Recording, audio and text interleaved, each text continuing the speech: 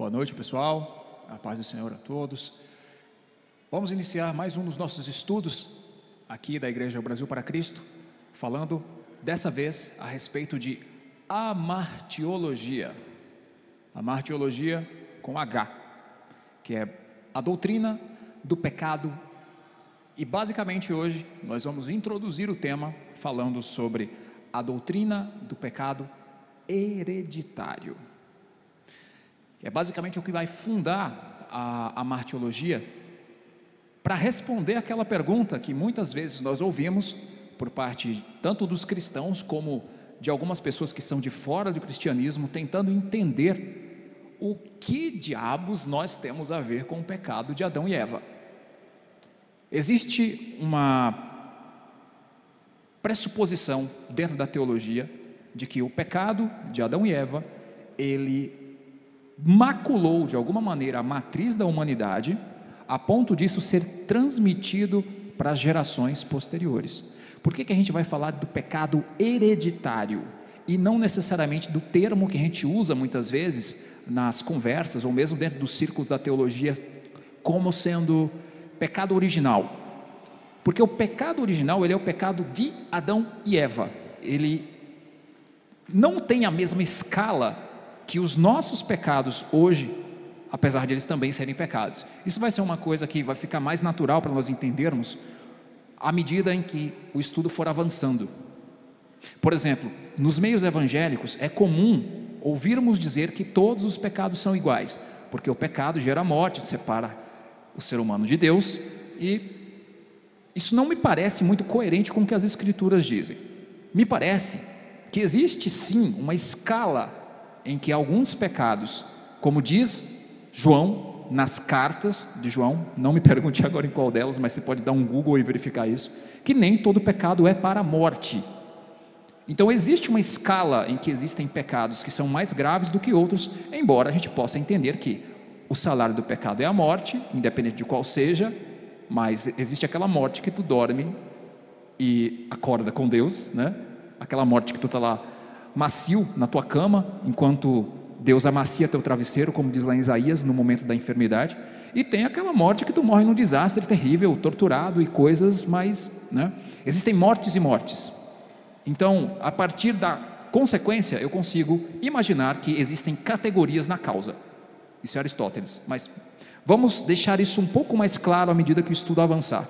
Eu quero que os irmãos abram primeiramente no versículo que define na Bíblia, de maneira mais simples, o que é pecado. Ele se encontra na carta de 1 João, capítulo 3, versículo 4. E aqui eu vou confessar para os irmãos que eu tenho algumas traduções favoritas. Por exemplo, esse versículo, ele não está igual nas traduções de Almeida Corrigida Fiel, Almeida Revista e Corrigida, e nem na Nova Tradução da Linguagem de hoje. Embora dessas três, a Nova Tradução da Linguagem de hoje é a que mais se aproxima das traduções que nós entendemos serem mais exatas. Se você pegar, por exemplo, a Almeida Revista e Atualizada, que é basicamente uma versão da King James, que é uma Bíblia que pegou os originais, traduziu para o inglês, e aí a Revista e Corrigida é basicamente, aliás, a Revista e Atualizada é basicamente uma versão dela traduzida para o português. O versículo vai estar exatamente da mesma forma, assim como na Nova Versão Internacional, que eu também gosto bastante. 1 João, capítulo 3, versículo 4, Nova Versão Internacional, Almeida Revista e Atualizada, e Bíblia King James vai estar traduzido como: todo aquele que pratica o pecado transgride a lei. De fato, o pecado é a transgressão da lei. A gente entende que essa é a melhor tradução.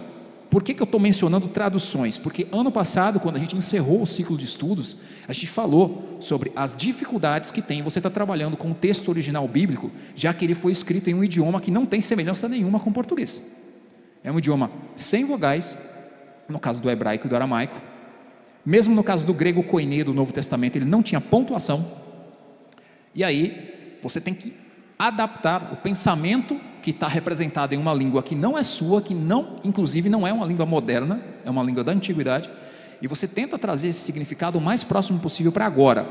Só a título de curiosidade, eu vou ler para vocês como é que está na Almeida Corrigida Fiel, na NTLH e na Almeida Revista e Corrigida, porque eu disse que tem diferença, né? O mesmo versículo, no caso, na Almeida Corrigida Fiel, vai estar dizendo: qualquer que comete pecado também comete iniquidade, porque pecado é iniquidade. O que é iniquidade? Iniquidade é aquele pecado do qual você não se abre para o arrependimento.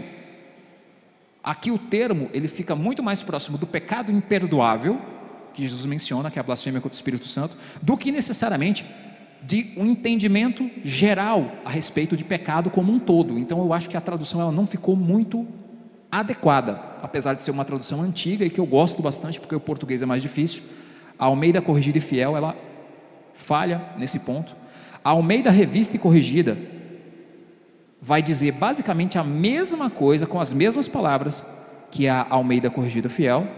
E por último, como eu disse que a nova tradução da linguagem de hoje, ela está mais próxima das boas traduções, apesar de ser uma paráfrase, de não ser uma tradução palavra por palavra, ela vai dizer o seguinte, traduzindo para a nossa linguagem, aquilo que era o principal do texto, mas não com tanta exatidão, tá? Quem não tem costume de ler, vai pegar, abrir a NTLH em 1 João 3,4 e vai ler: quem peca é culpado de quebrar a lei de Deus, porque o pecado é a quebra da lei. Ok, quebra da lei, transgressão da lei. Transgressão é uma palavra que por si só traz mais carga de significado, mas dá para entender, certo? Então estamos de acordo que o pecado é a transgressão da lei, é uma quebra de aliança, é uma quebra de contrato, é uma quebra de acordo. Isso pressupõe que existe um acordo antes, e isso pressupõe que as duas partes do acordo estavam combinadas de cumprir essa aliança, esse contrato. Então, pecado, para ser a transgressão da lei, primeiro tem que ter sido feita uma aliança, um acordo, um contrato, e esse contrato tem que ter sido quebrado por uma das partes, que no caso é a humanidade, e não Deus. Se isso é pecado, pecado é quebrar a lei de Deus. Qual é a lei de Deus? A gente entende que a lei de Deus são os seus mandamentos, e a gente conhece os mandamentos, tanto no Antigo Testamento quanto no Novo, embora o Novo, ele vai fazer umas ressignificações. Por exemplo, no Antigo Testamento você tem os 10 mandamentos que Deus dá de amostra grátis para Moisés e para o povo de Israel, para firmar o acordo depois que eles estivessem concordados das 10 principais regras, os princípios essenciais, onde vai estar o exemplo do princípio de respeito a Deus acima de todas as coisas, respeito ao próximo como a si mesmo, respeito aos pais, respeito a um dia de descanso e etc. Depois que o povo fala, beleza, a gente está de acordo, aí vem outros mandamentos que vão compor cerca de 613 mandamentos compunham a lei de Moisés, não eram só os 10, os 10 era a apresentação, certo? O Novo Testamento ele vai fazer uma divisão de interpretação, que é polêmica até hoje, que é quantos dos 613 a gente tem que guardar hoje, e quantos dos 613 eram sombras daquilo que estaria por vir.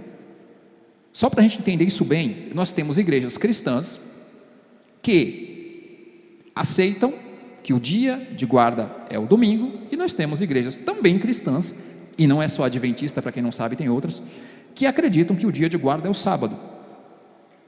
Enquanto que Paulo falava que o sábado tinha mais relação com, por exemplo, festividades judaicas, e era um dia porque precisava escolher um dia de descanso, e foi escolhido aquele.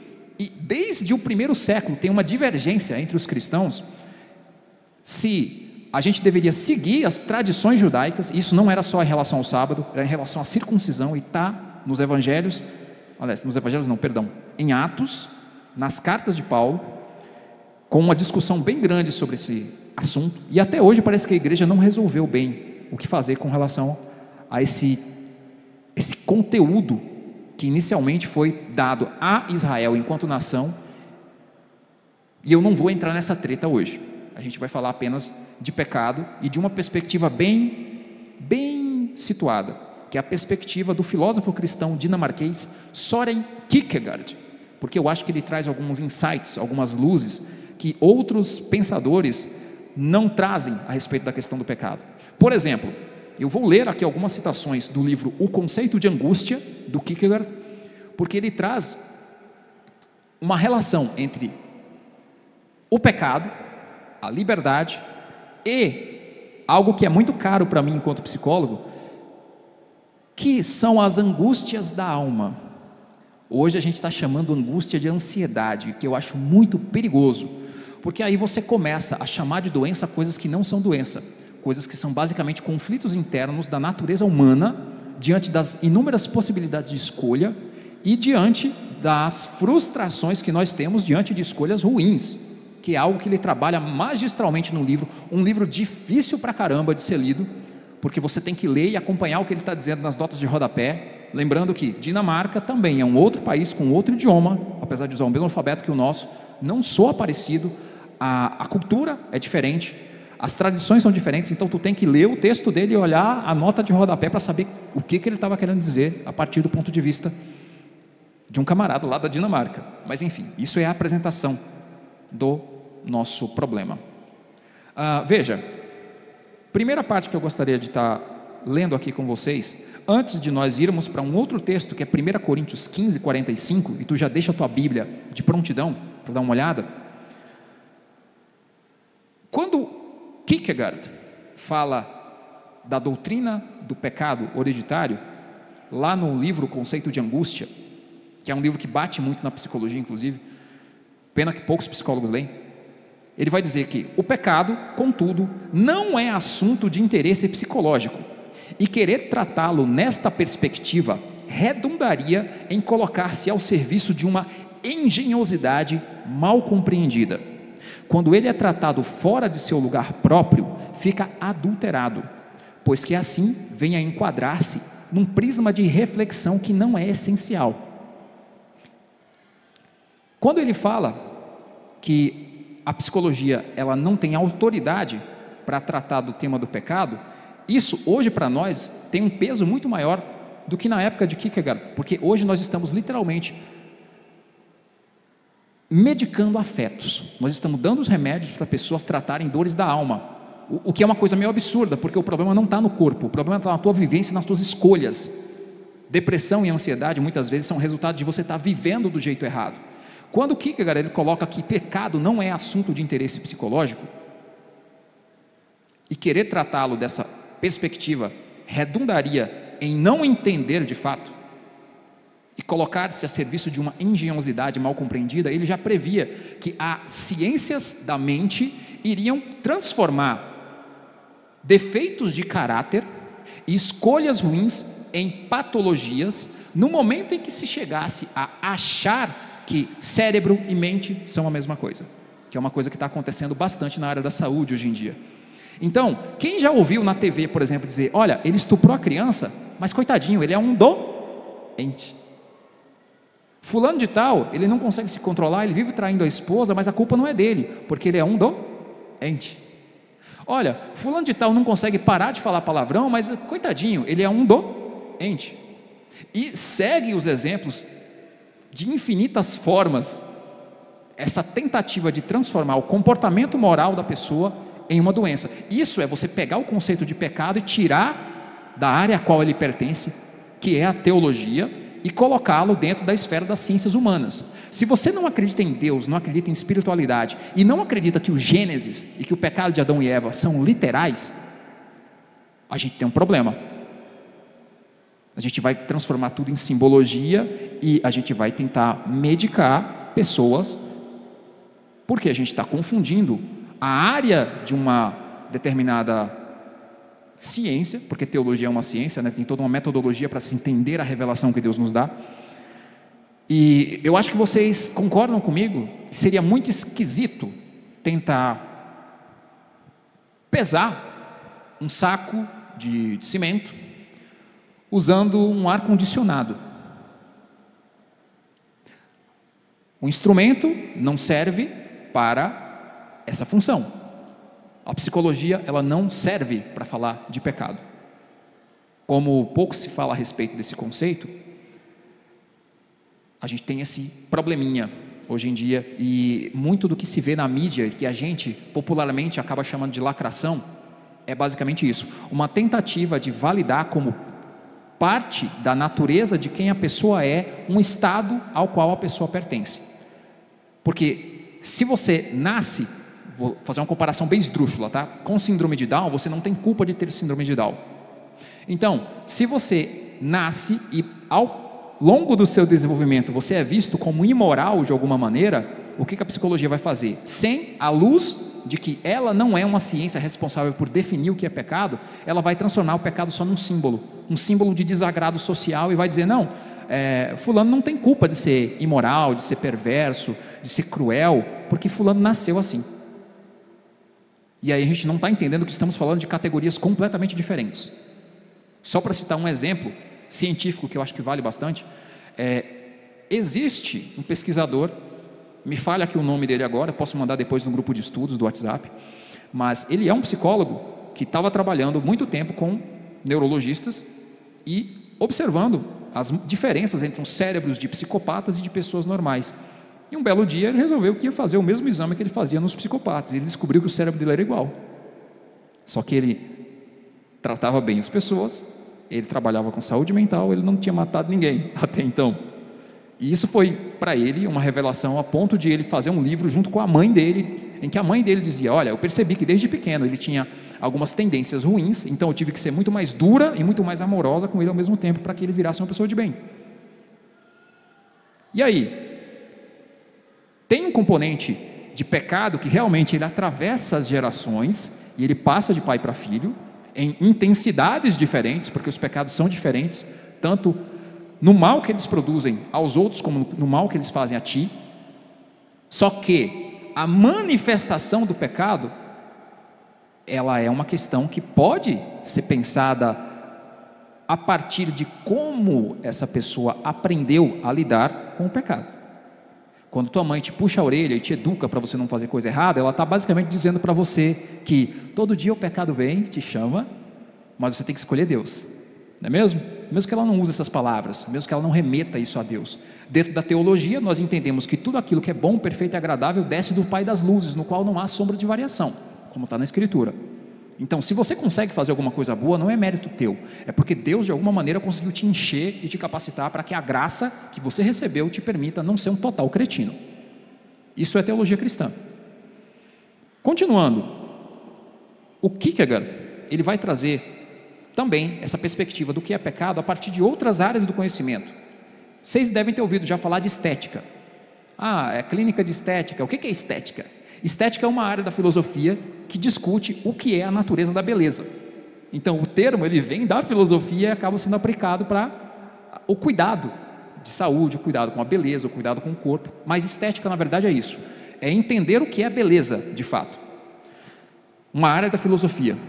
Inclusive tem um filósofo britânico que faleceu há pouco tempo, que é o Roger Scruton. Algumas pessoas conhecem ele no Brasil basicamente por falar de conservadorismo, mas a especialização dele é em estética dentro da filosofia.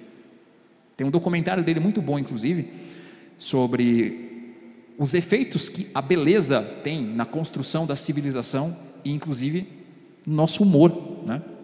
É um documentário chamado O que é a Beleza, se não me engano é da BBC de Londres. Continuando. Quando o pecado, diz o Kierkegaard, é tratado na estética, tem-se uma amostra de leviandade ou melancolia, pois a categoria em que aí se situa o pecado é a da contradição.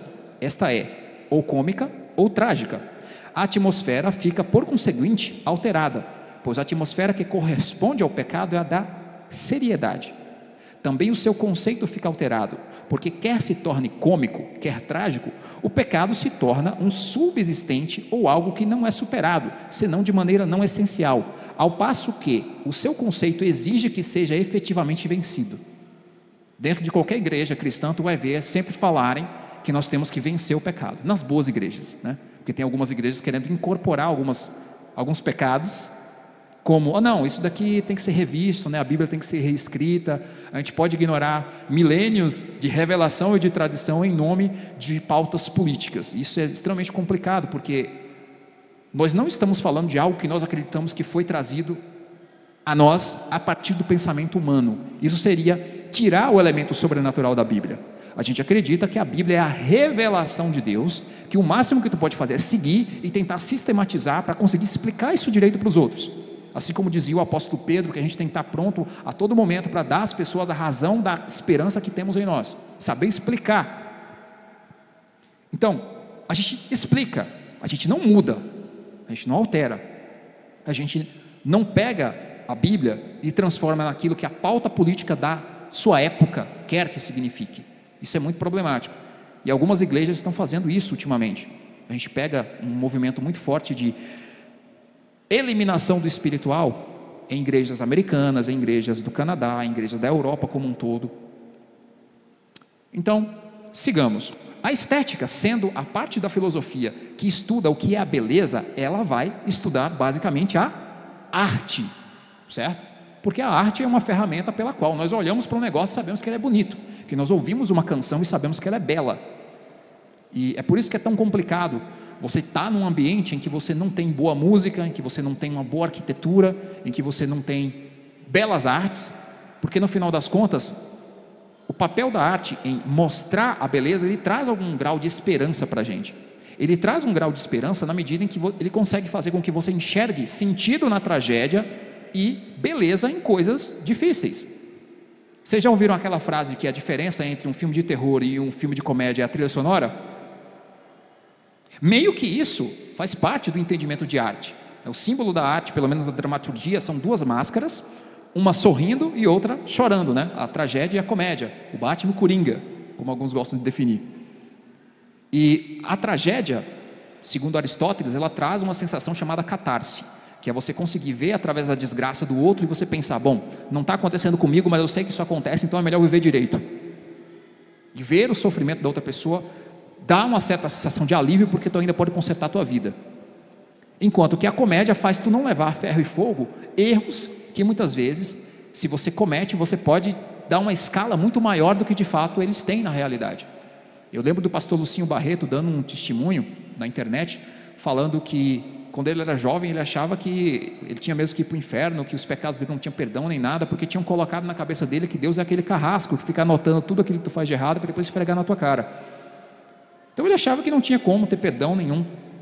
E a falta de você conseguir ver graça, graça é uma palavra complicada, né? Tem a graça de Deus, tem a graça que faz você rir. E de certa forma, meio que é a mesma coisa, sabe? Você conseguir olhar para os teus erros e dar risada é algo saudável. Só que ao mesmo tempo, o que ele está dando um alerta? Enxergar o pecado apenas da perspectiva da arte é perigoso. Porque, apesar de te mostrar elementos da graça de Deus na tragédia e na comédia, através da beleza com que as histórias são apresentadas, isso não levanta para ti, com a mesma intensidade, a ideia de ter que abandonar o pecado, que é essencial e fundamental no cristianismo, porque o nosso pecado custou o sacrifício de Cristo, custou o preço de sangue do próprio Filho de Deus. Então custou caro, a graça custou caro. Onde que a gente quer chegar nisso aqui? Pega, por exemplo, uma série que saiu há pouco tempo atrás, chamada The Last of Us, baseada num videogame, em que eu já vi teólogos no YouTube falarem, olha, eu assisti e eu achei a lacração mais bonita, mais bem feita. Porque, não querendo apenas dizer que tem uma agenda política, sim, naquilo que foi mostrado, né, no comportamento dos personagens, mas também que você pode transformar pecados em coisas belas. Isso é complicado. Você pode pegar pecados e justificá-los através da arte, quando a ideia não é alcançar a redenção através da arte, mas de Cristo. Então é perigoso, o que adverte? Tratar os pecados apenas como um critério estético. Então, pecado não é uma categoria que pertence à psicologia, pecado também não é uma categoria que pertence à arte. Pecado é algo para ser combatido. E ele prossegue o argumento dizendo, quando o pecado é tratado então, na metafísica, que é uma área da filosofia, a atmosfera fica sendo aquela de equidade e de desinteresse dialéticos, que analisam o pecado como aquilo que não consegue opor resistência ao pensamento. O conceito fica alterado, pois é claro que o pecado deve ser vencido, mas não como aquilo a que o pensamento não possa emprestar vida, e sim como algo que existe, e como tal concerne a todos. Qual que é o problema aqui que o Kierkegaard está levantando? Ele está levantando o seguinte: tem uma frase de Sócrates que explica o que ele está falando aqui, que é o seguinte: é inútil, veja bem, é inútil tentar fazer um homem abandonar pelo raciocínio coisa que ele não adquiriu pela razão. O pecado, ele não foi adquirido pela razão, então ele não pode ser abandonado, ele não pode ser deixado pelo convencimento através de argumentos. Inclusive, não entender isso é perigoso para a nossa pregação, porque a gente acha que a gente vai converter as pessoas pela fala, só porque elas concordam com uma série de encadeamentos lógicos dos argumentos, e que ela vai mudar de vida porque ela foi convencida. Convencer não é converter. A gente prega, mas quem convence e quem converte é o Espírito Santo, que vai mostrar para a pessoa o pecado, a justiça de Deus que é necessária para corrigir o pecado, e o juízo que está reservado para os que pecam. Tem aqueles que serão perdoados através do sacrifício de Cristo, e tem aqueles que serão condenados porque rejeitam a oferta da salvação. Então, rememorando, o que ele vai falar ainda? Um triquinho de psicologia. Quando o pecado é tratado na psicologia, fica sendo a tenacidade observadora, o destemor de alguém que espiona, não vem a ser, porém, aquela seriedade que nos leva a vencê-lo pela fuga. O conceito se transforma num outro, pois o pecado se torna apenas um estado. Isso eu vi na minha faculdade. Já ouvi de pessoas na faculdade de psicologia dizerem: olha, se você tem uma compulsão, que é basicamente um pecado repetitivo, uma conduta que você não consegue parar, você não tem cura. Lembra que eu falei do confundir a mente com o cérebro e tentar transformar tudo em doença? Pois é, não tem cura. E aí, qual era a resposta que me sugeriram? Olha, o máximo que a pessoa consegue fazer é tentar equilibrar a vida dela e aproveitar a vida apesar da compulsão. Se a compulsão for tipo, eu tenho uma compulsão por comer chocolate, vamos falar bem a verdade, a gente tem pecados aceitáveis. A obesidade é um pecado aceitável, apesar de ser visível, e talvez seja aceitável por ser visível. Quando o pecado é mais oculto, vamos supor que você aceita suborno, né? Uma coisa assim que não está todo mundo vendo, já parece que tem uma vergonha a mais, né? Parece que tem uma gravidade maior. Então, a gente aceita menos aquilo que fica em oculto e mais aquilo que é visível, mas não deixa de ser pecado. E a escala acaba sendo meio que essa mesmo. Eu lembro que tem um detalhe na lei de Moisés em que se você roubasse uma ovelha, tu tinha que colocar a ovelha em cima da cabeça, né? Segurar as pernas e sair correndo. Já se você roubasse um boi, umas cabeças de gado, era diferente, porque quando tu carrega o pequeno, tu está lá correndo, é muito evidente o que tu está fazendo de errado. Agora, quando tu está com um monte de cabeça de gado tocando, o pessoal vai pensar que é teu. Então tem sim uma escala aqui. E como assim? Esse estado de compulsão, esse estado que muitas vezes é pecaminoso, a gente não tem como curar e tem que aprender a conviver com ele e aproveitá-lo. Então, isso é bem complicado.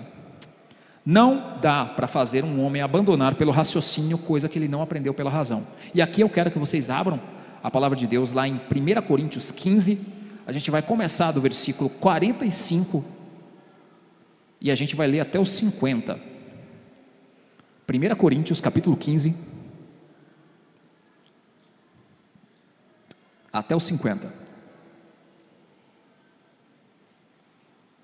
Dá um tempinho para todo mundo conseguir encontrar e acompanhar a leitura.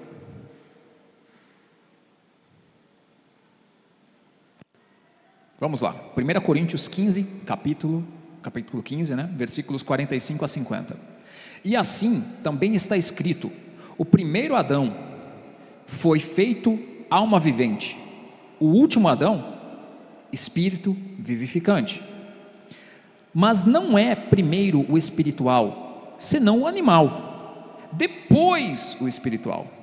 O primeiro homem da terra é terreno, o segundo homem, o Senhor, no caso do Senhor Jesus, é do céu.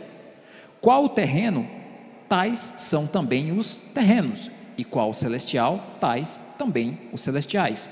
E assim como trouxemos a imagem do terreno, assim traremos também a imagem do celestial. E agora digo isto, irmãos, que carne e sangue não podem herdar o reino de Deus, nem a corrupção herdar a incorrupção. Por que isso aqui é importante? A gente sabe que dentro da teologia cristã existe uma promessa de que os mortos em Cristo ressuscitarão primeiro e nós vivos seremos, junto com os mortos, né, todos transformados, e encontraremos com o Senhor Jesus Cristo nas nuvens do céu, e aí inaugura-se a eternidade, né? Por que eu estou falando sobre isso? Eternidade para nós, no caso, porque ainda tem segunda ressurreição, tem outros assuntos de escatologia, né, que a gente já abordou em outros estudos, quando a gente falou da introdução às principais visões do Apocalipse. Mas o que eu estou querendo dizer? Este corpo, de alguma forma, foi maculado pelo pecado de Adão e Eva, a ponto de nós não conseguirmos mais ser santos através da nossa índole animal. E é interessante a gente falar nesses termos, porque o Kierkegaard, ele vai dividir essas categorias. Ele vai falar que enquanto o espírito não está posto, você não pode necessariamente entender que Adão e Eva eram tão humanos no mesmo sentido que nós somos. Porque em certo sentido, o espírito ele se manifesta em Adão e Eva, o espírito deles, não o Espírito Santo, tá? O espírito deles, eles só tomam conhecimento de que eles são seres espirituais no momento em que eles decidem se iriam ou não obedecer a Deus. Então essa liberdade de decidir, ela traz uma angústia, primeiramente, mesmo na santidade, mesmo antes do pecado, de não saber quais são todas as possibilidades do que você pode se tornar. Deus havia dito para Adão e Eva que eles não deveriam comer do fruto, porque eles morreriam, mas ao mesmo tempo, como é que eles iam entender isso? Como é que eles iam entender o que o pecado faria com eles, se ninguém havia morrido até então? Pensa comigo.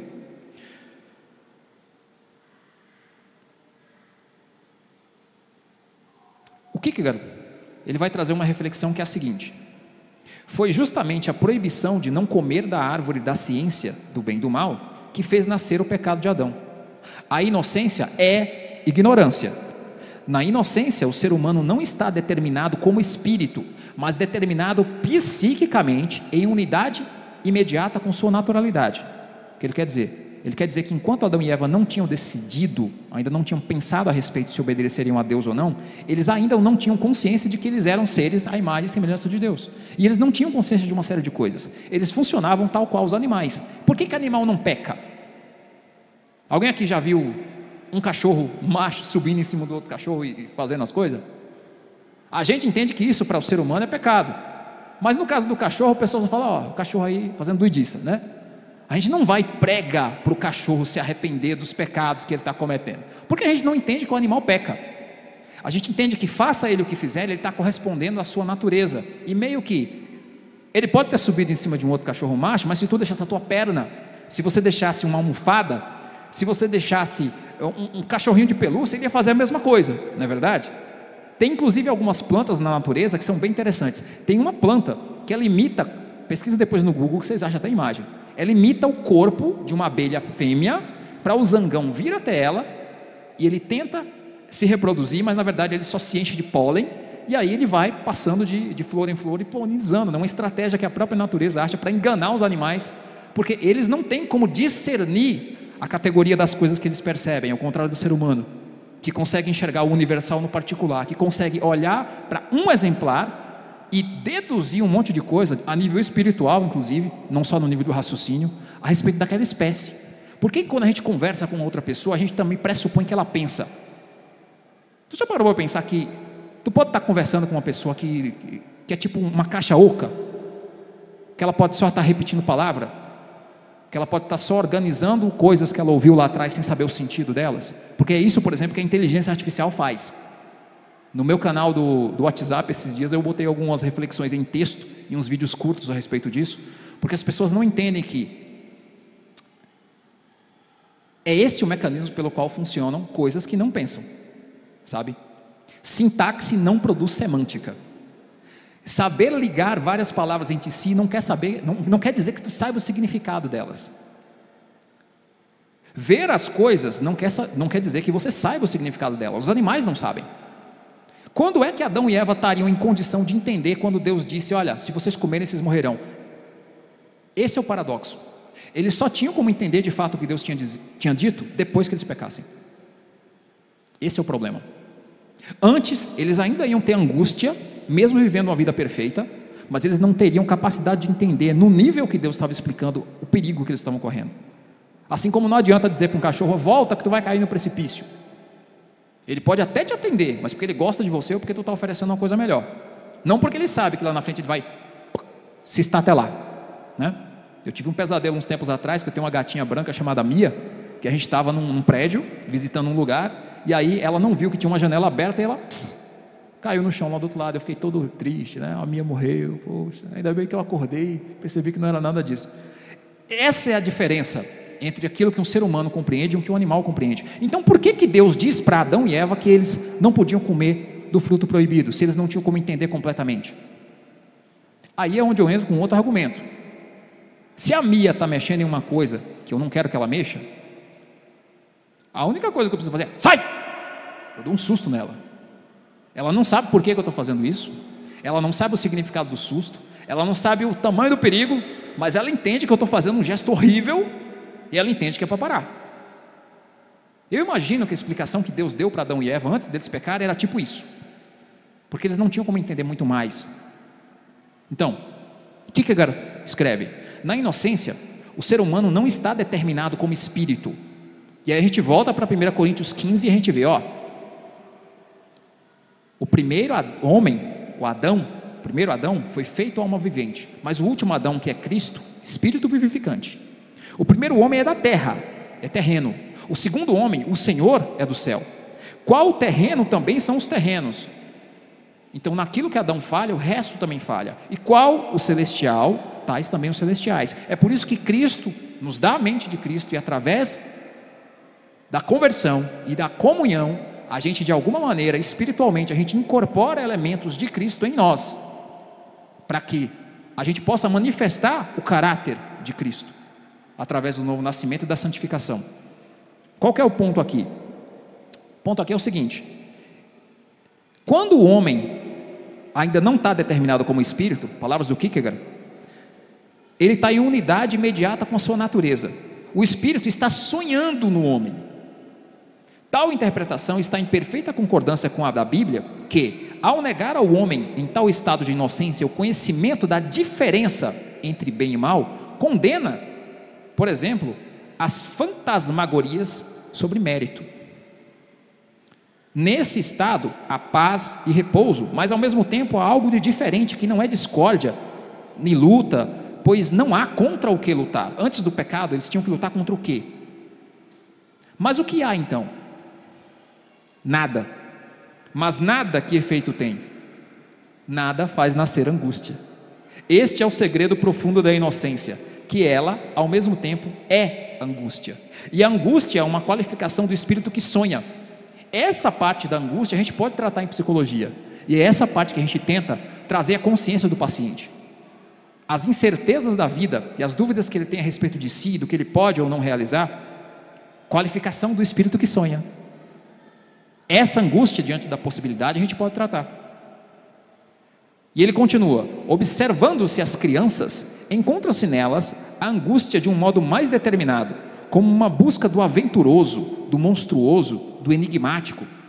Que haja crianças nas quais ela não se encontra, nada prova, pois o animal também não a tem. E quanto menos espírito, menos angústia. Por isso que o animal não sofre de transtorno de ansiedade. Esta angústia é tão essencial à criança, que esta não quer ver-se privada dela, dessa angústia, né? E mesmo se ela, a angústia, também a cativa a criança, com sua doce ansiedade. Sabe aquela ansiedade da criança que está doida para ir numa festa de aniversário? Doida para ganhar um presente? Doida para assistir um desenho novo? A angústia do bem, a ansiedade boa. Pouca gente fala sobre isso, né? E devia. Tem um lado bom da ansiedade. Tem um lado bom da angústia. Esta angústia ocorre em todas as nações que consideram os traços da infância como típicos do sonho do espírito, como não saber o que fazer daqui para frente, não saber as possibilidades do que vai acontecer, a expectativa de algo novo, né?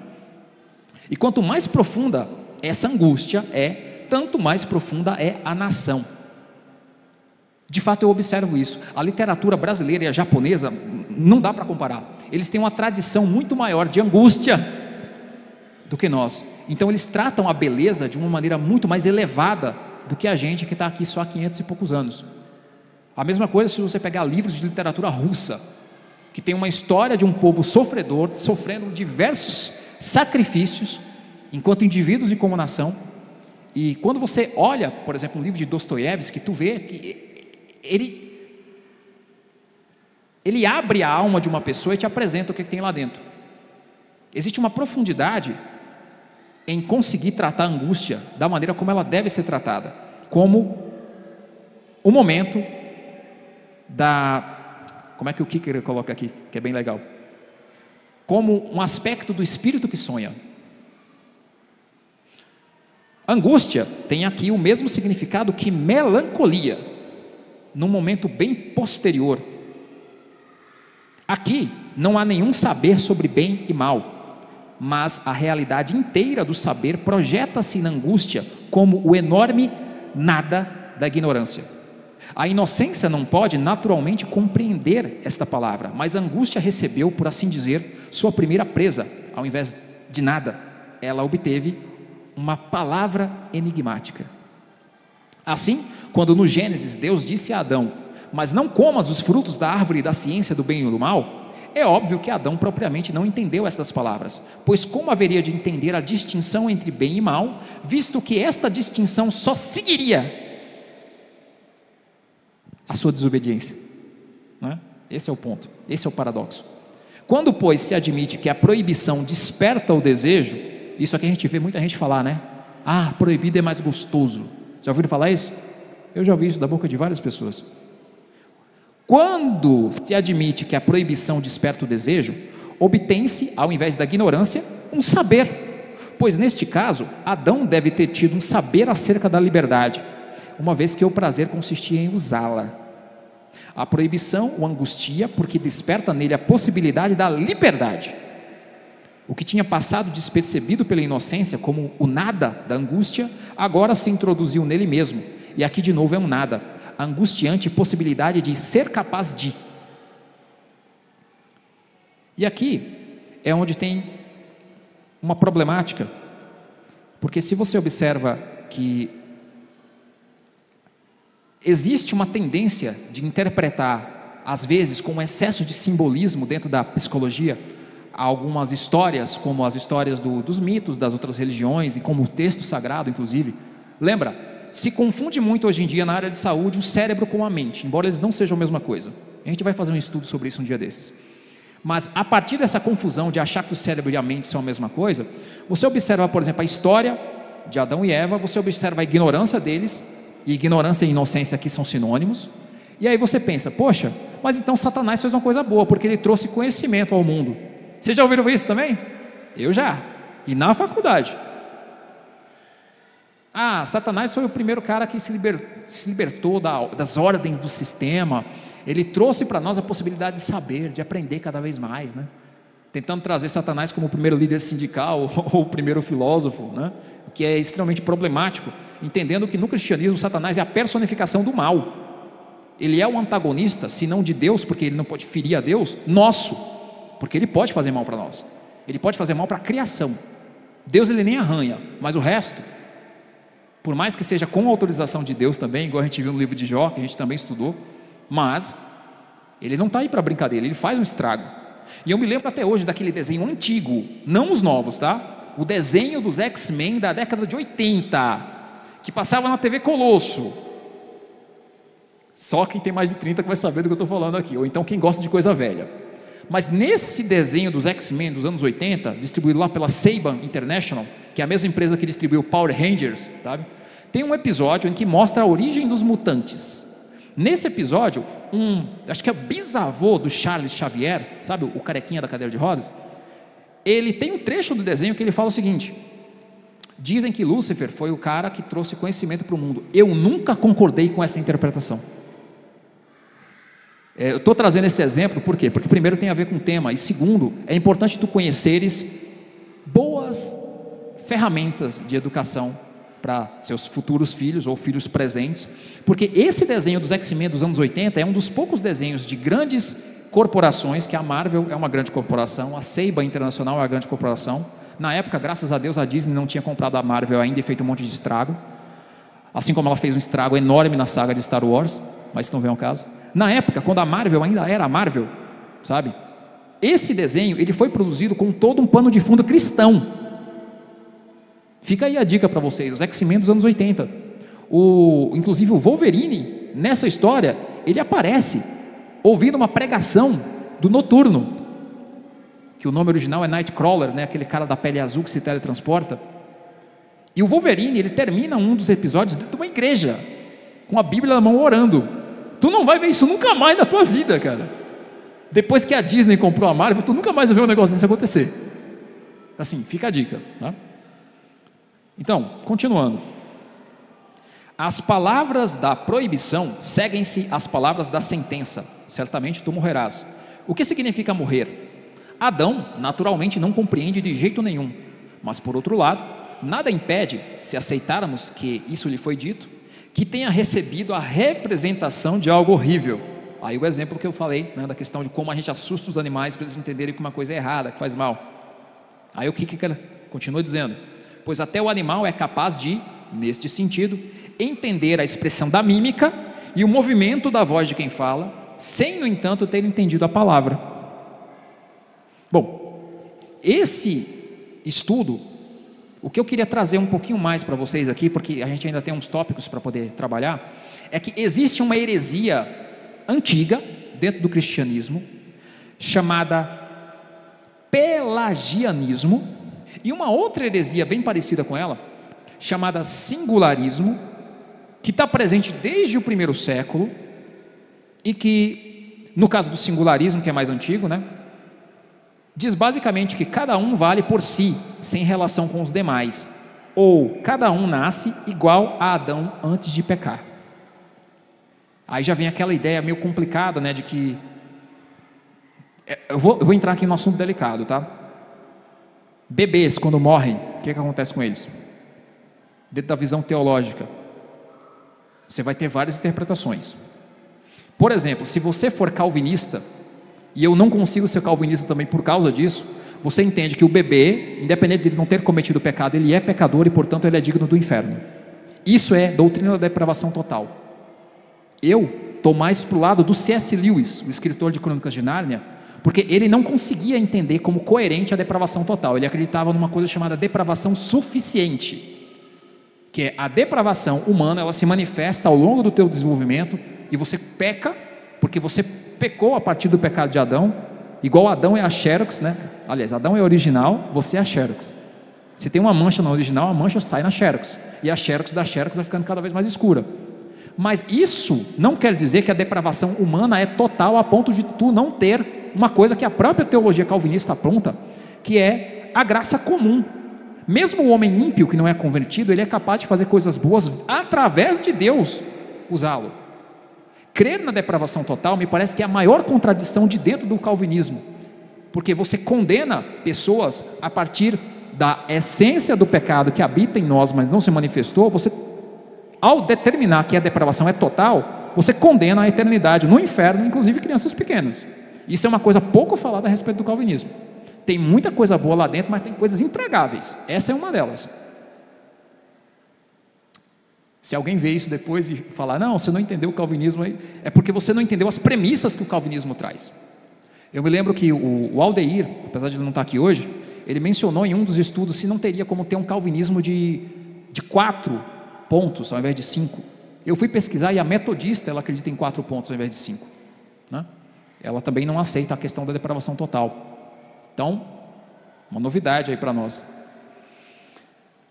Se o singularismo ele vai ser uma heresia a partir de dizer que cada um nasce como Adão, isso fundamenta a heresia de dizer que, olha, a criança, se ela morrer, né, ela automaticamente ela vira um anjo, né? Como existem ramos do cristianismo que tem essa alegação, né? Se eu não me engano, a Igreja Católica acredita assim. E qual que é o problema aqui? O problema é não entender que existe um pecado que precisa ser, de alguma maneira, remido. ainda que não cometido, se a tua essência é pecadora, quando tu crescer, o pé de laranja só tem como dar laranja, o pé de limão só tem como dar limão, não vai dar melancia, não vai dar mandioca, vai se manifestar em ti aquilo que tu és. Se você é pecador, é aí que o povo não entende, cara. Cristianismo é o seguinte: não é que você se torna pecador porque você peca, você peca porque você é pecador. É diferente. O único cara que não obedeceu a esse princípio, aliás, os únicos dois eram Adão e Eva, porque eles não foram criados pecadores, eles se tornaram, o que de certa forma indica que eles nem podem ser chamados de humanos, no mesmo sentido que nós. Nós, enquanto humanos, nós nascemos essencialmente pecadores. Adão e Eva não, eles se tornaram. Olha que coisa engraçada. Então, de certa forma, Adão e Eva não podem ser chamados de humanos, eles eram outra coisa. Eu gosto daquela passagem bíblica que fala que a gente foi feito um pouco menor do que os anjos, né? Tem uma relação entre essas coisas. E aí, qual que é a variação do singularismo, que acreditava que todo mundo nascia bonzinho lá e você tinha como meio que moldar pela educação, né? Os estoicos, por exemplo, era uma escola de filosofia que acreditava que tudo que isso precisa é seguir a natureza, e no final das contas tu vai se santificar, e isso não casa com o cristianismo. Muita gente vê coisas boas no estoicismo que parecem com o cristianismo e tenta associar os dois, e esquece, por exemplo, que Paulo, quando foi levado ao Areópago, ele foi zombado pelos epicuristas e pelos estoicos, quando ele começou a falar de ressurreição. Mas isso é um outro episódio, vocês vão ler isso depois em Atos, que é uma história bem legal. No século IV, um monge chamado Pelágio, ele pariu uma heresia muito parecida com o singularismo, que é que você consegue, apesar de você ser salvo através da graça, que você não carrega o pecado de Adão em si. Você apenas tem que ser disciplinado, tem que ser correto, tem que ser coerente, tem que ser moral, e aí você não pecará. O que também é problemático. E eu mencionei a metodista, né, que ela acredita num calvinismo que é de 4 pontos ao invés de 5. Tem uma doutrina também da metodista que eu acho um tanto quanto complicada, apesar de, assim, são cristãos, tá? Respeite, pode dar a paz do Senhor, tudo tranquilo. O caso é o seguinte: eles também acreditam que você consegue chegar nesta vida a um ponto em que você não peca mais, e eu acho isso bem difícil de provar. Eu consigo até acreditar que você pode chegar num ponto em que o pecado ele fica tão interiorizado, que Deus te capacita a não pecar, que ele não se torna mais visível. Mas lembra, a gente precisou que Cristo morresse para que a gente fosse santificado. A confissão que normalmente as igrejas cristãs evangélicas protestantes elas trazem é a confissão de Lutero, que você é paradoxalmente ao mesmo tempo santo e pecador, porque tu ainda vai se ver escorregando na maionese, planejando fazer coisa errada, sabe? Tentado em desejos ruins. E isso é uma coisa que Deus pode resolver de dentro de você para fora, mas não de fora para dentro. O que é um problema, porque o pelagianismo ele vai dizer que você só tem que ser disciplinado. E muita gente caiu no conto do vigário, tá? Sabe qual é a discussão mais longa na história da filosofia da educação? Nós temos como mudar o caráter de uma pessoa a partir da educação, sim ou não? Não responda, porque eu sei que alguns de vocês talvez estão pensando que sim. Lembra a frase que a gente colocou do Sócrates lá no começo? Que é inútil tentar fazer um homem abandonar pelo raciocínio coisa que ele não adquiriu pela razão. A gente não adquiriu o pecado pela razão. Então, pelo menos para quem segue os 3 pensadores essenciais do mundo antigo, né, que é Sócrates, Platão e Aristóteles, a visão deles, apesar de eles serem de antes de Cristo, é muito parecida com a nossa, ao dizer que o ser humano, ele não pode se tornar algo que ele não é a partir da educação. Isso também quebra as pernas de um monte de movimento político, educacional e revolucionário que tenta trazer ao mundo um novo tipo de humanidade, um novo tipo de sociedade, ignorando que, pela revelação de Deus, nós sabemos que nós somos essencialmente pecadores. Então vamos lá. O conceito de pecado corresponde à seriedade. A ciência em que o pecado estaria mais perto de encontrar lugar seria a ética, segundo o Kierkegaard. Entretanto, ele continua, isso tem lá sua grande dificuldade. A ética ainda não é, a ética é uma ciência ideal, não somente no sentido em que todas as ciências o são, mas ela quer introduzir a idealidade na realidade efetiva. Mas seu movimento não consiste inversamente em elevar a realidade à idealidade. A ética mostra a tarefa e pressupõe que o homem esteja de posse das condições. Com isso, a ética desenvolve uma contradição, justamente ao tornar nítidas a dificuldade e a impossibilidade. Kierkegaard está divulgando, assim como na doutrina do pecado bíblica, e assim como Sócrates, Platão e Aristóteles, que a educação, a ética de ensinar como tu deve se comportar, ela não é suficiente para nos elevar e nos tornar melhores. Ela diz o que é o certo para fazer, mas ela não te capacita a fazer o que é certo. Você entende o tamanho do problema? Você entende por que Cristo teve que morrer no nosso lugar para satisfazer a justiça de Deus?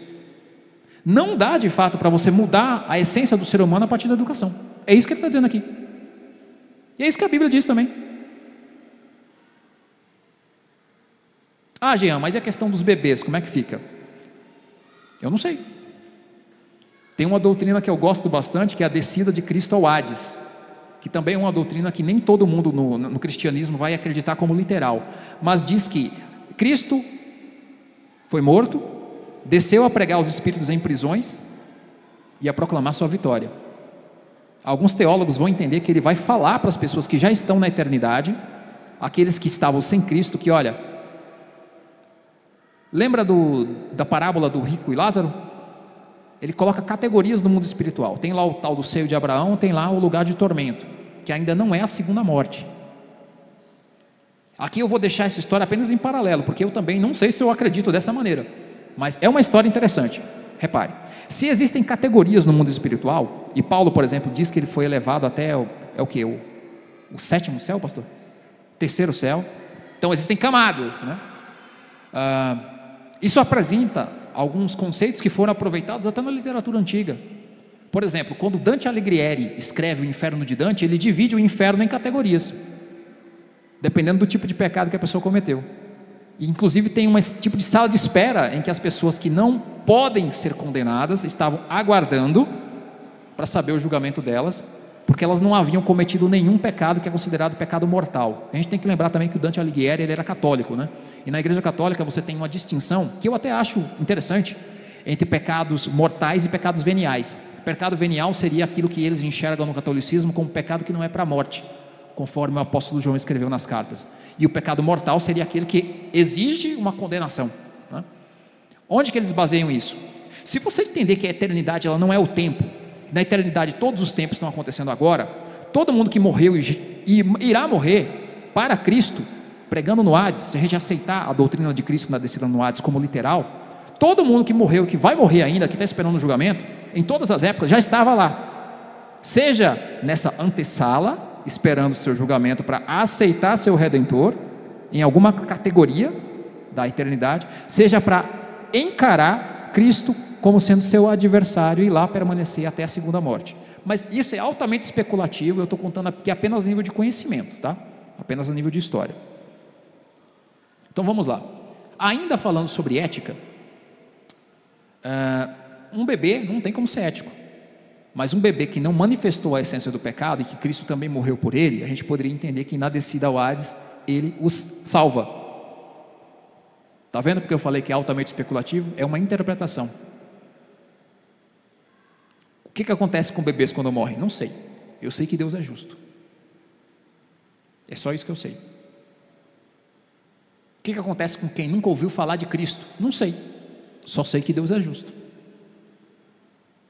E eu posso esperar que Ele vai ser justo no julgamento dessas pessoas também.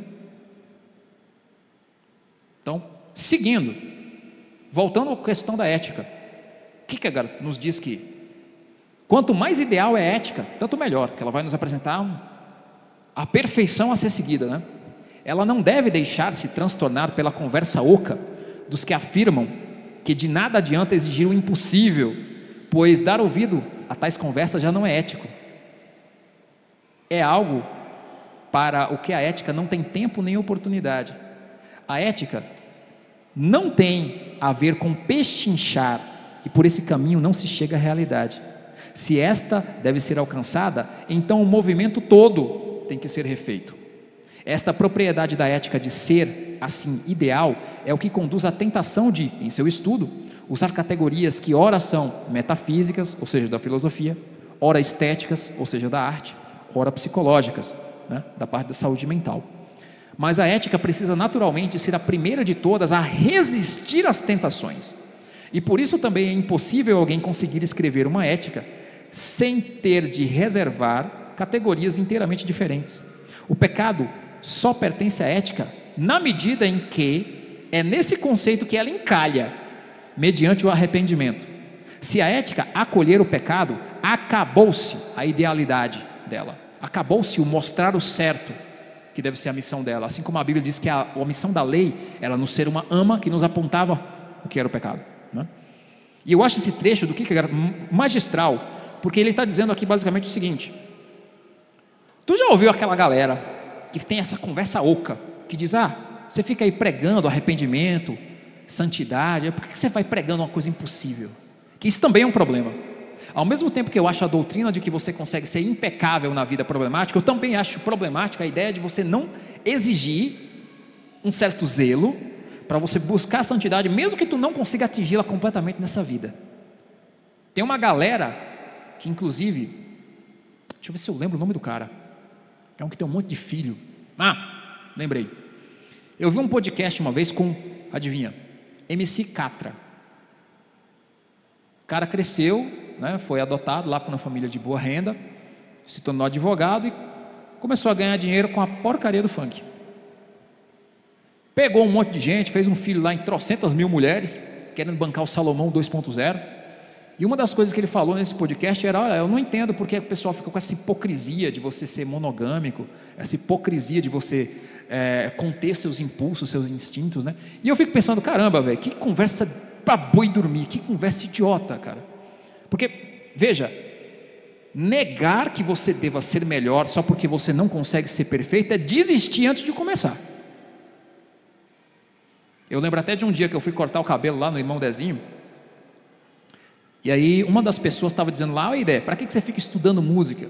Para que você fica treinando, ensaiando? Tem esse cara aí que não sabe nada, botou essa música aí, está estourado, ganhando 1 milhão. Claro que Dé não concordou com ele, mas eu acho importante trazer algum tipo de argumento para que quando vocês ouvirem uma besteira desse tamanho, vocês terem algo para falar. Nós não buscamos a excelência porque ela seja plena de ser alcançada nessa vida. A gente busca a excelência porque essa é a manifestação dos frutos do Espírito.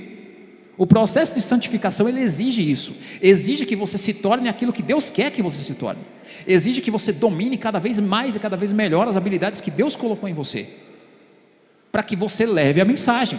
Isso inclui você trabalhar seu corpo, sua mente, sua alma, seus talentos, inclui aprender coisas novas. Mas eu nunca vou ter o preparo do Batman, eu nunca vou virar o homem perfeito. Não vai mesmo. Lembra? Confissão de Lutero, nós somos ao mesmo tempo completamente pecadores e completamente santos em Cristo, porque a nossa essência, ela foi corrompida pelo pecado original de Adão, e ele virou hereditário na gente. Mas através do sacrifício de Cristo a gente ganha uma segunda natureza, uma natureza espiritual, que coexiste com esse homem do pecado, e que a gente tem que alimentar. Então, se a gente pensar assim, vou continuar no exemplo, né? Eu não vou estudar música, eu não vou tentar me tornar melhor, eu não vou tentar melhorar, porque qualquer um compõe qualquer porcaria e está ganhando 1 milhão. Essa não é a nossa missão. A nossa missão é o aperfeiçoamento pela verdade. Eu, inclusive, durante a minha adolescência, eu não conseguia articular isso em palavras. Eu ouvia outros estilos de música e eu pensava, por que nós não conseguimos fazer isso tão bonito assim? Por que a gente não consegue fazer diferente? Por que a gente fica tão preso a um estilo só? Talvez algum dos irmãos tenham assistido à crítica que eu enviei no grupo de estudos, quando o João Alexandre, que inclusive canta o Credo Apostólico, eu mandei isso inclusive também no grupo de estudos para vocês lá no ano passado, né? O mesmo João Alexandre que canta o Credo Apostólico, que me ajudou a decorar inclusive, ele deu uma entrevista em que ele falou, olha, eu entendo que quando a igreja ela se limita a produzir sempre o mesmo tipo de música, o mesmo tipo de enlatado, ela está idolatrando uma forma, ela não está de fato produzindo arte e beleza de maneira a corresponder aos dons que o Criador nos deu. Quando a igreja ela se limita a tocar sempre de um certo jeito e não traz algo a mais para incrementar a beleza que nós devemos representar, a beleza de Cristo que a gente deve trazer através da nossa arte, ela está fazendo basicamente uma forma de idolatria. Ela está seguindo o mesmo pensamento do camarada que estava lá, comentando com o Dezinho que não vale a pena estudar música, porque você pode colocar qualquer coisa, você fica estourado, você ganha dinheiro. Nosso objetivo não é ganhar dinheiro. Nosso objetivo é que as pessoas consigam ver Cristo em cada coisa que a gente faz. E eu entendo o que é a pessoa zelar por conseguir trazer Cristo para as coisas mais simples. O fogão de lá de casa quebrou esses dias. Liguei para Bino, pedi para Bino passar em casa para poder arrumar o fogão. E ele arrumou o fogão. Inclusive ele arrumou coisas no fogão que eu não tinha pedido para ele arrumar. O fogão ficou perfeito. Ontem minha esposa fez bolo e pão de queijo, cara. Fiquei feliz demais. O cara literalmente, ele trouxe mais da presença de Deus para minha casa consertando um fogão. Eu não sei se vocês entendem o que é isso. Isso é você se aperfeiçoar a um nível em que você consegue refletir a glória de Deus através de coisas pequenas. Isso também é combate ao pecado. Fazer o melhor com que chega nas tuas mãos, porque na morte para onde vais não existe trabalho. Está lá em Eclesiastes. Então vamos lá. Mas por que então que o pecado de Adão ele passa para nós? Que eu acho que é uma pergunta bem relevante, né? Vamos avaliar. Ensina-se que Cristo deu plena satisfação pelo pecado hereditário, né? Pelo pecado que passou de Adão para o resto da humanidade. Mas como se passam as coisas com Adão? Afinal, ele introduziu o pecado hereditário no mundo. O pecado hereditário significa a mesma coisa para Adão como para qualquer um do gênero humano? Já respondemos essa pergunta dizendo que não. Adão e Eva de alguma maneira eram algo mais do que humano, né? Então, teria sido toda a vida de Adão o pecado hereditário? O primeiro pecado não teria engendrado nele outros, isto é, os pecados atuais? O erro supracitado mostra-se aqui mais nitidamente, pois Adão é exilado para fora da história de maneira tão fantasiosa que ele acaba por ser o único que é excluído da redenção. Explicar o pecado de Adão é, portanto, explicar o pecado hereditário. E de nada adianta uma explicação que queira explicar Adão, mas não o pecado hereditário, ou queira explicar o pecado hereditário, mas não Adão. A razão mais profunda de tal impossibilidade está naquilo que é o essencial da existência humana, que o homem é indivíduo e, como tal, ao mesmo tempo, ele mesmo e todo o gênero humano, de maneira que a humanidade participa toda inteira no indivíduo e o indivíduo participa de todo o gênero humano.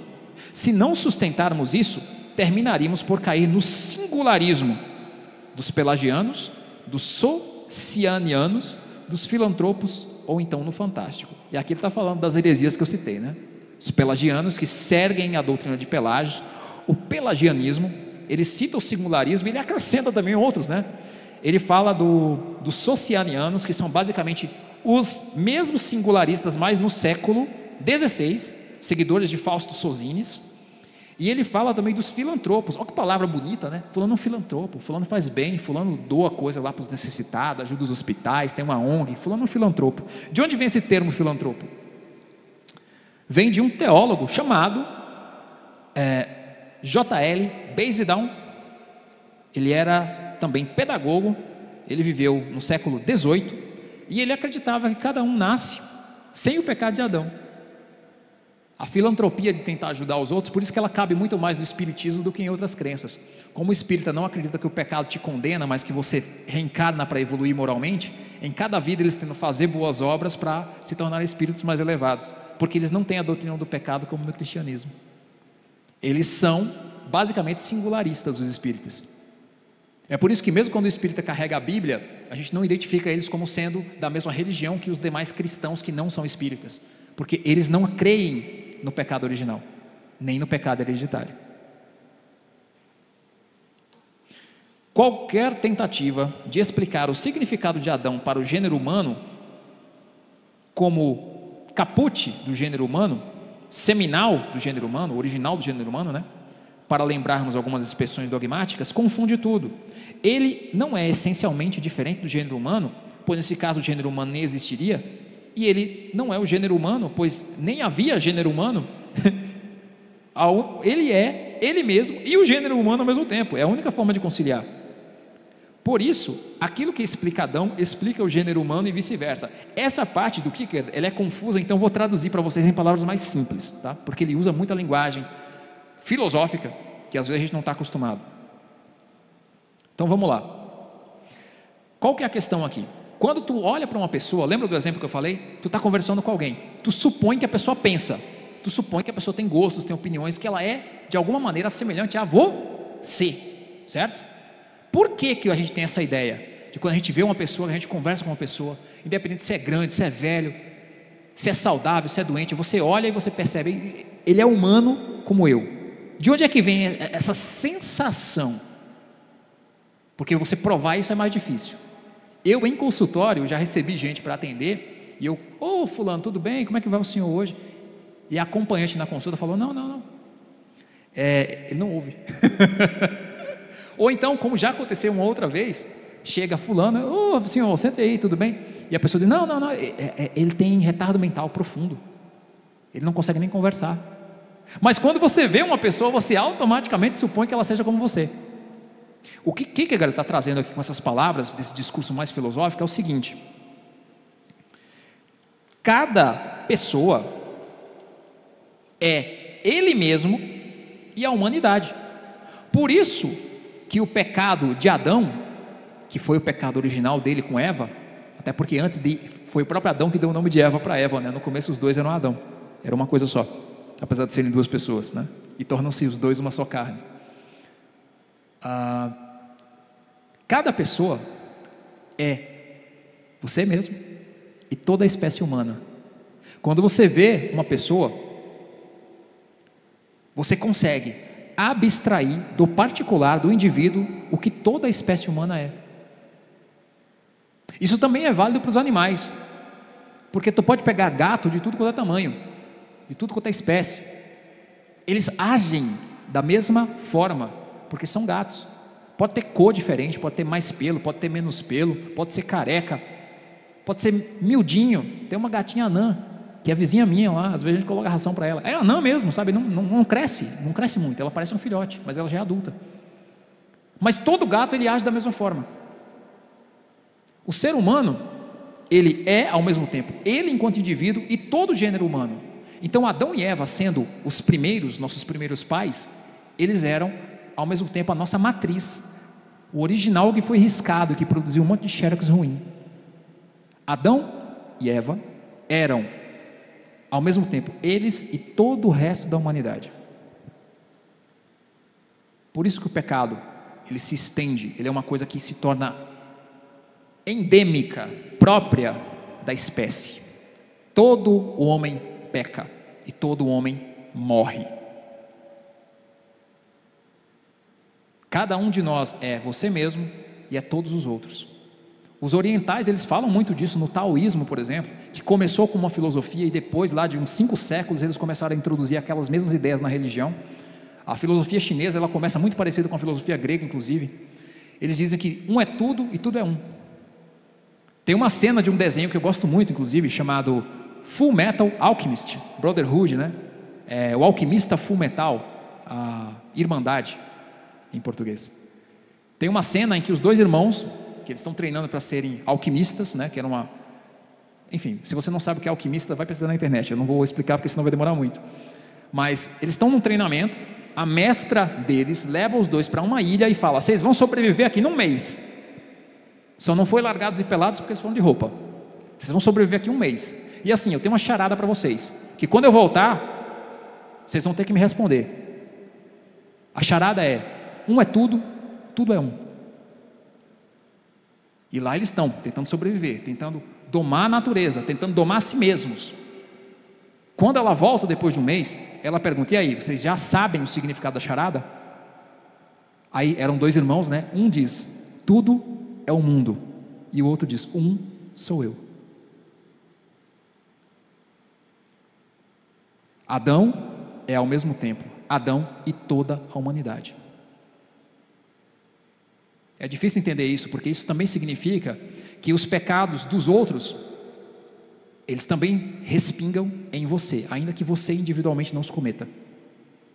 É por isso que quando eu citei ano passado, naquele exemplo em que eu trouxe a lembrança, a história do pai de Caio Fábio, para a gente não misturar as pessoas, porque Caio Fábio é altamente controverso, mas o pai dele, quando ele se converte, ele se ajoelha com uma Bíblia no peito, batendo no peito, dizendo: Senhor, me perdoa, porque eu te matei. Ele entendeu isso. Um é tudo, tudo é um. Então, nós, sendo pecadores, nós também temos culpa em algum nível pela morte de Cristo. A gente pensa, se eu estivesse no lugar de Adão, não tinha acontecido isso. Se eu estivesse lá do lado de Jesus, eu não teria negado igual Pedro, eu não teria batido nele igual os centuriões, eu não teria fugido igual os outros discípulos. Tá, vai nessa que tu vai longe na vida, meu irmão. Vai nessa que tu vai longe pra caramba.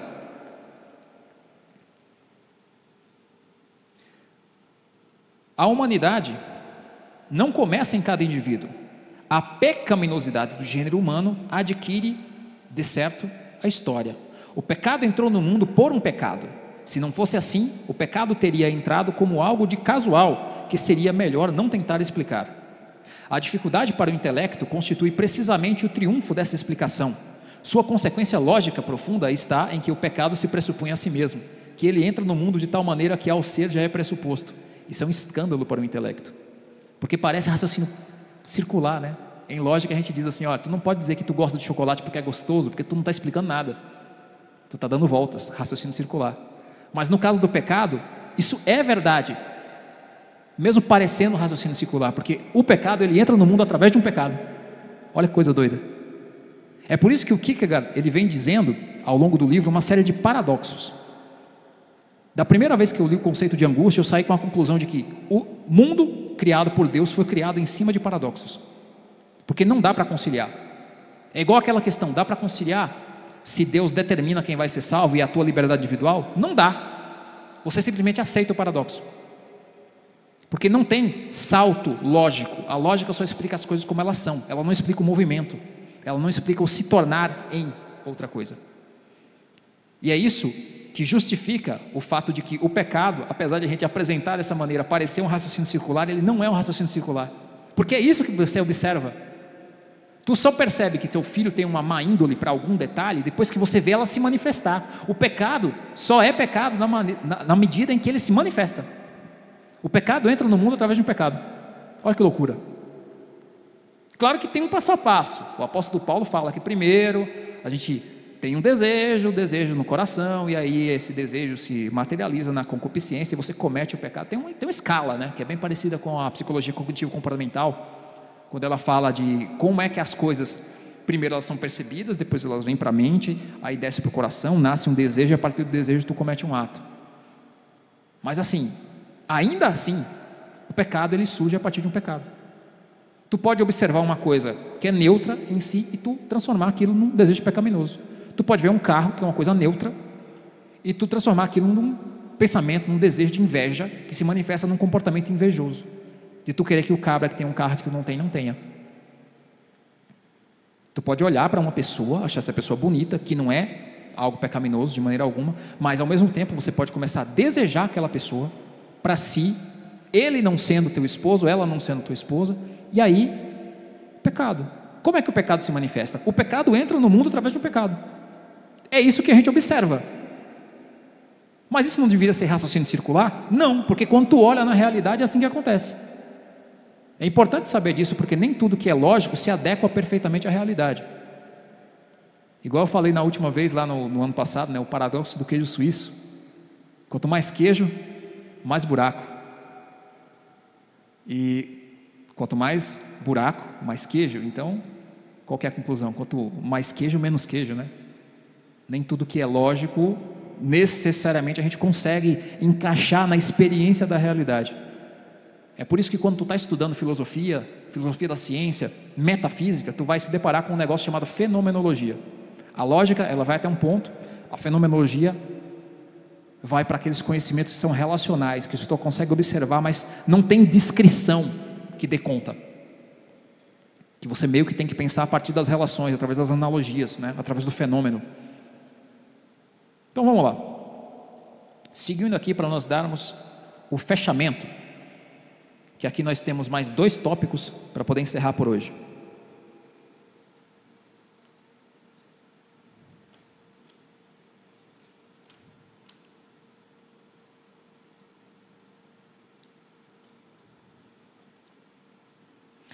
A angústia que o pecado traz consigo, de certo, só ocorre propriamente quando o indivíduo mesmo põe o pecado, mas em todo caso está presente de uma maneira obscura, como mais ou menos na história quantitativa do gênero humano. Por isso também, neste caso, topar-se-á com um fenômeno de alguém que parece tornar-se culpado meramente por angustiar-se por si mesmo, coisa que não se poderia dizer de Adão.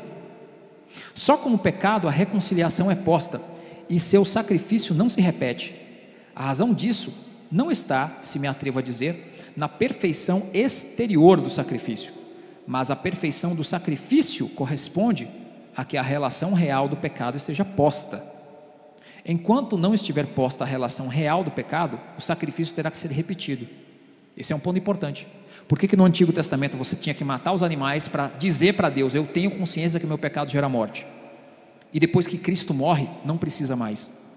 Porque Cristo, sendo ao mesmo tempo homem e Deus, e morrendo no lugar dos nossos pecados, Ele consegue corresponder à relação real do pecado. A ruptura entre Deus e o homem, no Deus homem. Cristo, Ele grita da cruz: Deus meu, por que me desamparastes? Ele, sendo ao mesmo tempo completamente Deus e completamente homem, Ele se sente separado do Pai e do Espírito no momento da morte. Nenhum sacrifício de animais conseguiria corresponder a isso, porque o nosso pecado, lembra, é uma transgressão da lei de Deus, é a quebra de um acordo com Deus, um acordo que a gente aceitou firmar com Ele. Só que ao mesmo tempo, essa quebra de contrato, apesar da gente não poder produzir um mal para Deus, ela ofende a Deus. Se na doutrina do Imago Dei, que é a doutrina em que Deus nos faz segundo a sua imagem e semelhança, e Ele vê a sua imagem e semelhança no Adão e na Eva que Ele criou, no momento em que Adão e Eva, e todos nós, pecamos, Ele enxerga em nós uma caricatura de si. Você já viu uma caricatura? Você olha para uma pessoa, a pessoa pode ser belíssima, você pega algum detalhe da pessoa e aumenta exageradamente a ponto daquilo se tornar ridículo. Se você tiver senso de humor, tu dá uma risada. Mas se a caricatura ela for muito, mas muito degradante, aquilo ofende.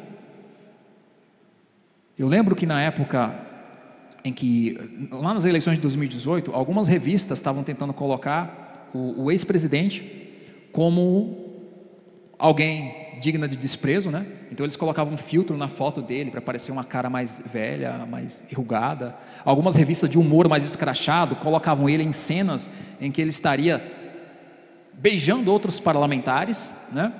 E isso é bastante engraçado, porque isso particularmente veio de um jornal de esquerda, e a pauta LGBT é deles, então eles estavam usando a pauta LGBT para ofender uma pessoa que não faz o menor sentido, mas assim, não espere que esquerdista faça sentido, tá? Eles não operam pela lógica. E o que eu estou querendo dizer? Se a caricatura é muito grosseira, ela ofende. Quando Deus olha para nós e nos vê pecadores, e vê a transgressão da lei nos nossos atos, por mais que exista pecado que não é para a morte, tem uma ofensa, tem uma sujeira, tem uma mancha, tem algo que você não consegue reconhecer na outra pessoa. Eu me lembro uma vez de um episódio que eu assisti de uma série chamada Doctor Who. É uma série de ficção científica, tá? Tinha uma personagem que tinha a habilidade de se transformar na feição de outra pessoa que ela tocasse. E ela dizia: isso foi um inferno para mim, porque eu nunca mais consegui que ninguém conversasse comigo, eu nunca consegui mais tocar em outra pessoa, eu nunca mais consegui abraçar ninguém. E aí alguém pergunta para ela: mas por quê? E sabendo que a outra pessoa também é uma pessoa mais dura, mais difícil, ela responde: você conseguiria abraçar alguém que tem o mesmo rosto que você? Você olhar para uma caricatura de si mesmo em outra pessoa, você conseguir ver os seus defeitos no outro? Eu tenho algumas experiências particulares de encontrar algumas pessoas bem parecidas comigo, em que alguns erros e algumas falhas de caráter minhas, elas meio que parecem maiores pelo fato de eu não estar olhando no espelho, eu estar olhando isso em outra pessoa. É ofensivo. Deus enxergando o pecado em nós, que deveríamos ser imagem e semelhança dele. Então, como é que tu consegue um sacrifício para limpar esse negócio, se não for um homem que ao mesmo tempo é Deus, plenamente? Então, no Antigo Testamento você repetia sacrifício, o sacrifício não conseguia colocar de fato a relação real do pecado como ela está posta. Nós não podemos fazer mal a Deus, mas nós podemos ofendê-la. Para se reconciliar com o ser humano, teria que ser um homem perfeito e Deus ao mesmo tempo, para que a imagem divina em um homem pudesse ser restaurada em todos. Isso é genial, cara. Eu realmente lamento que não tenha mais cristãos lendo o Kierkegaard, e eu lamento ainda mais por não ter psicólogos lendo o Kierkegaard, que corrigiria muitos problemas que a gente vê hoje na área de saúde mental. Por não entender, por exemplo, que a angústia, ela é inerente ao ser humano desde antes do pecado. A angústia em si não é uma coisa ruim, a ansiedade em si não é uma coisa ruim. Quando é que ela se torna ruim? Quando ela se manifesta no pecado, quando ela se torna uma forma de idolatria. Porque tu acreditar que tu não consegue viver sem alguém, sem alguma coisa, e você começa a sentir uma ansiedade, um descontentamento, uma aflição por dentro, por não saber o que vai acontecer. A gente pode até dizer que não para agradar as pessoas, mas tem um elemento aí de falta de fé muito grande, de não conseguir confiar na providência de Deus de maneira nenhuma. Não dá para tu confiar na providência de Deus e ser ansioso e ser angustiado ao mesmo tempo. Tu pode ter aquela angustiazinha da criança, como o Kierkegaard diz, né? Do sonho do espírito. E você imaginar, mas o que vai acontecer depois? Qual é a próxima cena? O que vai acontecer semana que vem? Para onde é que eu vou? O que eu vou ganhar? Né? Aquela ansiedade boa que muitos pais querem que a criança pare de ter e não devia. Porque esse sonho do espírito é justamente o que vai dar profundidade para essa criança quando ela crescer e se tornar adulta. Mas enfim.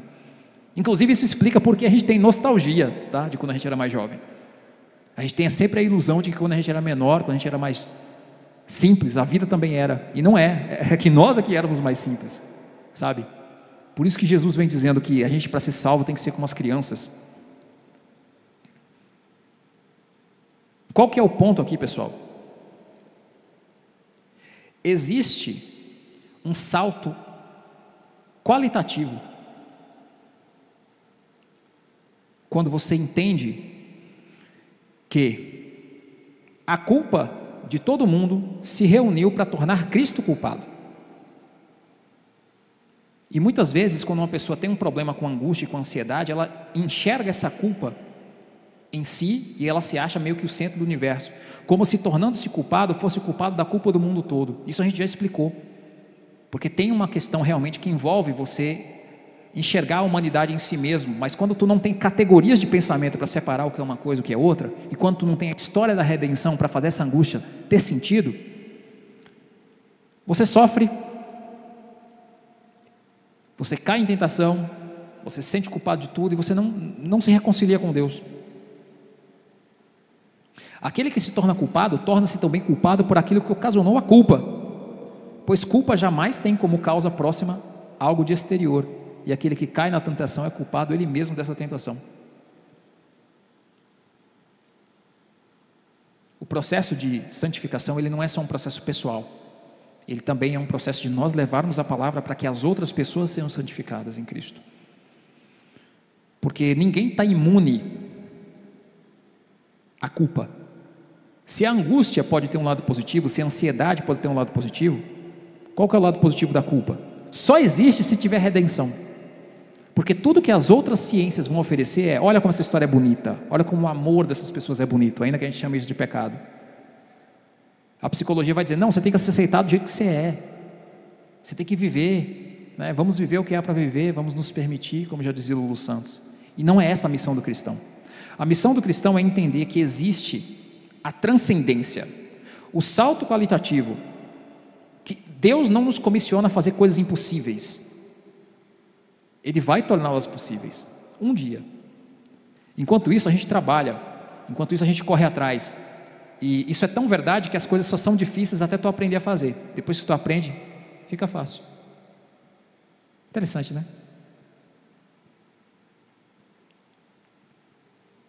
Para a gente poder encerrar, irmãos, pecado é a transgressão da lei. Cristo é o cumprimento da lei. E o sacrifício dele nos capacita a entrar nesse processo de santificação, que vai prosseguir até a eternidade. Porque santificação é vida com Deus. E aquele que perseverar e continuar com Deus na eternidade, ele vai continuar com Deus na eternidade. Vocês estão entendendo isso? Não tem mais tempo, é para sempre. A gente às vezes fala como se a santificação fosse uma coisa que é só para essa vida, e não é. Nós nunca nos tornaremos Deus, então nós nunca seremos santos o suficiente, mas vivendo com Ele por toda a eternidade, a gente vai poder absorver dessa santidade, sem cair no pecado de querer engolir a Deus e se tornar perfeito, não através de Deus, mas apesar dele. Isso também é uma coisa que aparece naquele desenho que eu citei, né? O Fullmetal Alchemist, o Brotherhood, né? Porque tem duas versões do mesmo desenho. Lá tem um negócio que é o pecado original na história, né? Que é um bicho que basicamente quer engolir a Deus. Tem umas metáforas visuais nesse desenho que são muito boas. Nós não somos chamados para acreditar que nós somos maravilhosos, que nós somos dignos de tudo que é bom. Nós também não somos chamados para acreditar que a gente é tudo de ruim, porque mesmo homens ímpios podem manifestar parte da graça de Deus. Nós somos chamados à santificação. E quando a santificação termina? Nunca. O pecado vai terminar, a morte vai morrer, mas a santificação é a própria vida com Deus. Se isso não fizer vocês pelo menos sentirem um gostinho, uma vontade de estudar um pouquinho mais sobre a martiologia e pesquisar também alguns dos muitos livros do Kierkegaard, né? Eu não sei mais o que vai. Eu espero que o estudo de hoje tenha sido produtivo. Deus abençoe a cada um. Eu chamo o pastor Daniel para a gente fazer a oração final. E se alguém quiser fazer alguma pesquisa depois em off, a gente está aqui ainda mais alguns minutinhos. Deus abençoe a todos e uma boa noite.